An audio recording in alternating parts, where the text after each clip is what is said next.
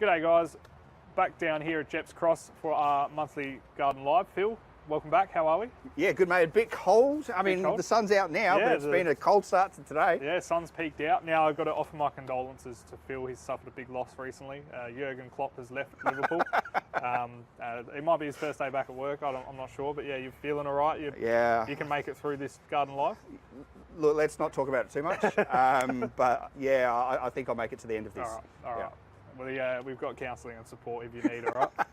Anyway, we'll jump into what's happening in the gardens. Obviously, a bit colder at the moment. Winter's arrived. Not seen heaps of rain yet. Still been a little bit dry. We've seen patches. But I mean, we didn't know that we see any, and like I say, we had, 15 or 30 mil a week or so now. Not really enough, but at least, hopefully the signs are good that we'll get some decent rains this winter. But yeah, definitely need it. Yeah, and it's cold. It's cooled down now. I think the last couple of weeks has been chilly as in the mornings, and afternoons, night time's been getting chilly. You'd have as to well, say so winter is definitely here. Sometimes sort of we can get into winter and it's still reasonably warm, but we're getting down to sort of 1s and 2s. Winter is definitely here. Yeah, and that's what Chris has touched on in the garden notes for us once again, and he talks about the soil starting to cool down. We're probably not looking to plant trees and things like that at the moment. Is that you'd have to say that. Sort of, we've talked about trying to have that window open for as long as possible. Yeah, it's definitely closed now. We have annuals around us here that you could still plant if you get them into the ground now. They'll really probably sit until we start to see some sort of pre-spring weather. So I guess for the next 6 weeks, it would just be a matter of sort of being in a holding period. It's more about sort of plant maintenance really for the next couple of weeks. Yeah, sure. Yeah. He did touch on that, some of your varieties, out of season varieties, might get a bit sparse now, but you don't have to be worried about that. You can leave them in their pot and let them do its thing in a warm spot over the next few weeks. Absolutely, and I guess for us, I mean, maybe the opportunity is sort of passing us by in terms of some of the punnets and that, or the really small plants. But we've still got access to sort of larger, potted colour, and we can certainly get some larger veg and stuff like that. So while it's not an ideal time to plant, start perhaps a garden situation, you can still buy slightly more advanced stuff so that, and maybe not put it into garden soil, but if you look for pots and for garden beds, you can still get away with planting that. Yeah, and you touched on it there, but the colour. And Chris touched on it in the garden notes. I mean, winter, when I think of winter, it's dull, it's grey and it's wet, but the colour behind us here, the colour throughout the garden centre is pretty amazing at this time of year. Yeah, and there's plenty of annual colour. I mean, we talk about pansies and primulas and snapdragons and things like that you can certainly plant out, but it doesn't have to be all of that annual colour. I mean, I've got a small selection just here of plants that will be sort of coming into season over the next sort of 4 or 5 weeks. So camellias we've just started to get through. Now obviously these are little young guys. We will have larger ones coming through, but traditionally in a garden situation, camellias would be budding and starting to flower anytime now. And you'll find that you start with your Stratcos and stuff like that and move through into japonicas later in the season. So so that's definitely something that's going to brighten up the gardens at the moment. Nandinas, I think, like any gardener would have to know what a nandina is by now.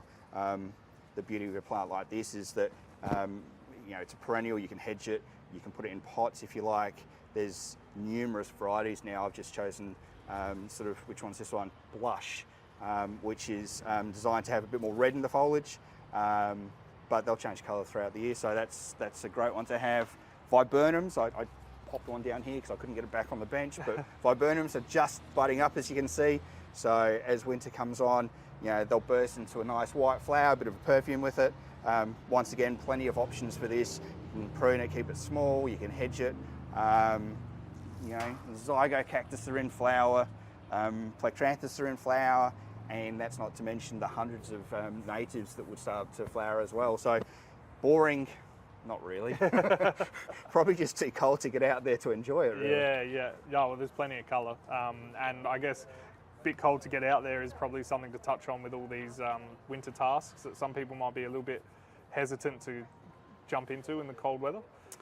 Yeah, I guess it's just a matter of rugging up and probably sort of choosing the right days to do it. I mean, like for example, today, it's not raining and it's a perfect day to get out and do a bit of pruning and stuff like that. Especially with the sun at the moment. Yeah, and so it's just a matter of making sure that you've got the right tools to do the job. I mean, Chris talked about, it's the time to be doing your rose pruning and your fruit tree pruning and things like that. So, for me, it's a matter of getting good set of gloves, and these are great for rose pruning. These are called pruning gloves, but it's got that sort of extra long sleeve, so that when you sort of get into your roses, you're not going to end up bleeding from the arm. So a great pair of gloves to do some pruning. If I'm not mistaken, there's a range of winter gloves or warm gloves as well from.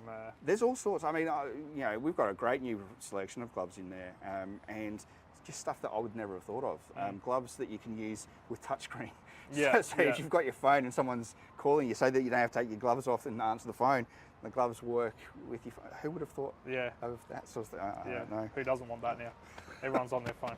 Absolutely. Secateurs, I think that's the basics. You've got to have a good pair of secateurs. If you haven't already, it's time to clean them up, sharpen them, oil them. Perfect time to get that. And because it is time to get stuck into sort of your more serious pruning, good set of loppers.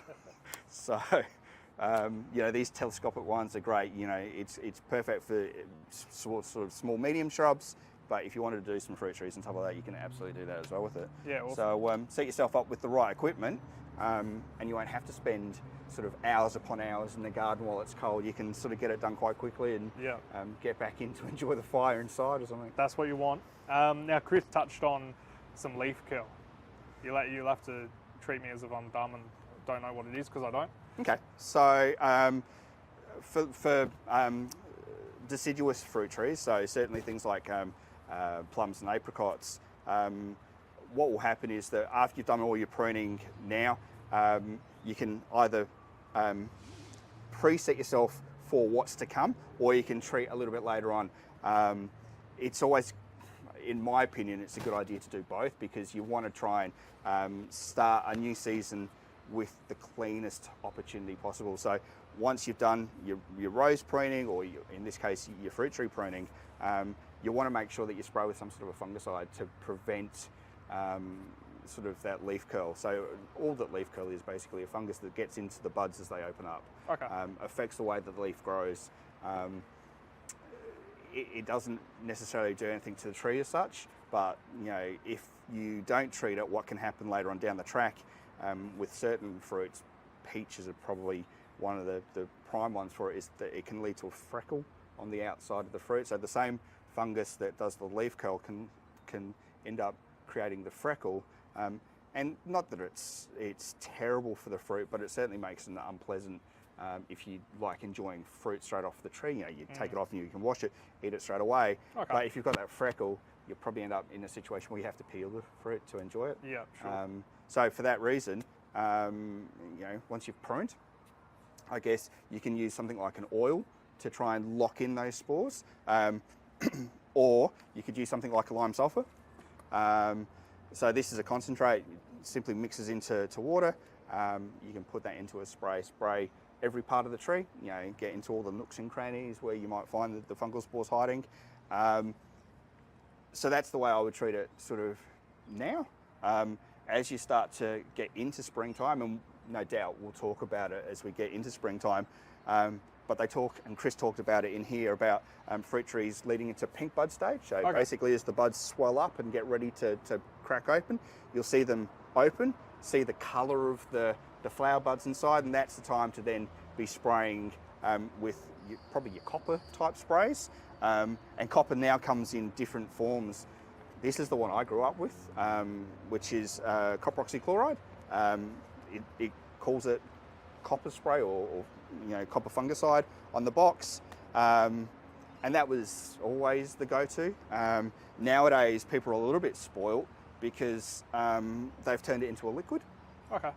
So liquid copper is probably the ideal situation to be looking for, because the difference, I guess, between the two products is that the crystals in the liquid are smaller, and so this one being a liquid, dilutes into water much easier.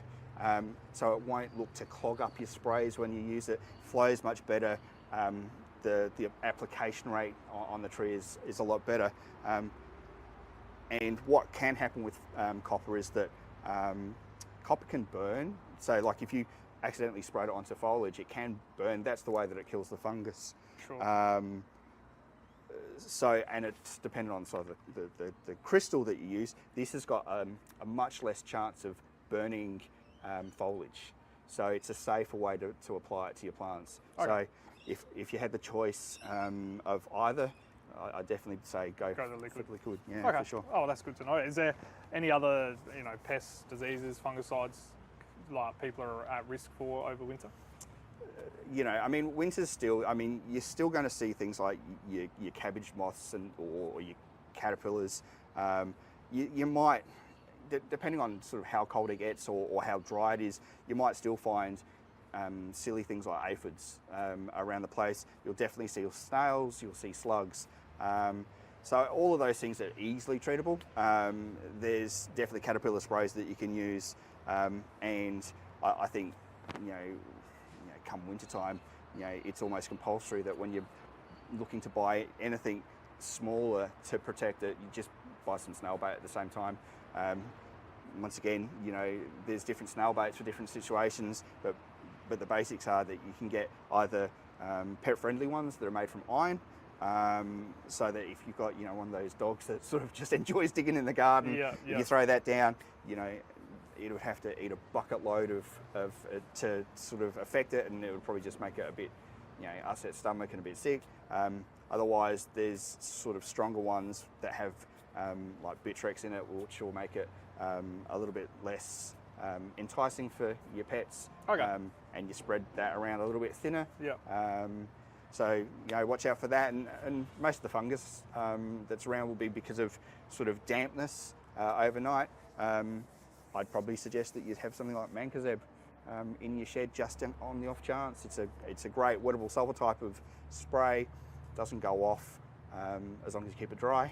For me, it would probably be in my sort of top 3 or 4 chemicals to just have in the shed. Yeah, right. Just because it does so many of those odd jobs. Yeah, right. Yeah. What are your top 3 that you keep Chemicals? in the shed? Yeah. So for me, it would be probably an oil. Yep. So, and I'm more of an eco oil type person. I think it's got more applications, but a pest oil or white oil could still do the same job. Like I say, mancozeb, I would have to think would be in there, and unfortunately probably a herbicide. So okay. like a weed killer or something like that. Yeah. I think you've just got to have it there. Yeah. We've got hundreds of bloody herbicides there, but something perhaps with a fast action. Sure. Because when I spray weeds, I don't want them to be there next week. So yeah, that's right. Yeah, some of them can take a while, and some are quite fast acting. No, that's great, and I think that gives us a good overview of what's happening in the garden over winter, as that cold weather creeps in, as it's creeping down my jumper right now. As it does, yeah. The sun's gone away, and we're probably going to see less and less of it over the next couple of weeks. Yeah, for sure. That's life in Australia. So thank you, Phil. I think that's great. As I said, the garden centre looks great, lots of colour. And yeah, if you'd asked me beforehand, I would have said that things look a bit dull in winter, but open my eyes. Absolutely. Get in and enjoy it. I guess for me, it's great to see the change in stock. We won't be carrying the same sort of stuff later in the year that we carry now. So there's definitely reasons to get into your local garden centre to have a look to see what new stuff you can get in. Stuff that's winter flowering for sure. Yeah, perfect. Well, thank you for your time, Phil, and hope you and everyone out there enjoys the long weekend. And guys, if you've got any questions for Phil, any garden related, you want any tips or anything like that, comment down below and we'll answer them as quick as we can. And we'll see you next month. You will. Go the Reds. Let's go the Reds. Thanks, Phil. Cheers, guys. No worries.